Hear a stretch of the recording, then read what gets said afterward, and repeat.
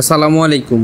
আপনারা এখন যে মোড়টা দেখতে পাচ্ছেন এটা হচ্ছে মহিশালা বাজারের আগের মোড়, অর্থাৎ ফরিদপুর থেকে বোয়ালমারী যাওয়ার সময় মহিশালা বাজারের আগে যে মোড়টা বাঁধে এটা ওই মোড়। এই মোড়ে রাস্তা উন্নয়নের কাজ চলতেছে এবং বৃষ্টি নামার কারণে রাস্তার উপর কাদা জমে রাস্তার অবস্থা অনেক খারাপ।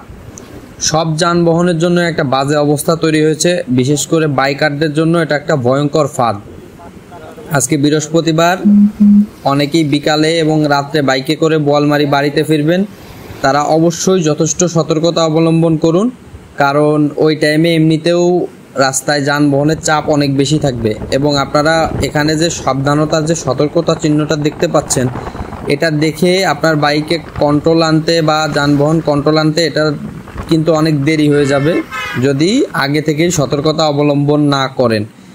সো আজকে সবাই একটু সাবধানতার সাথে এই রাস্তাটুক পার হবেন। ধন্যবাদ।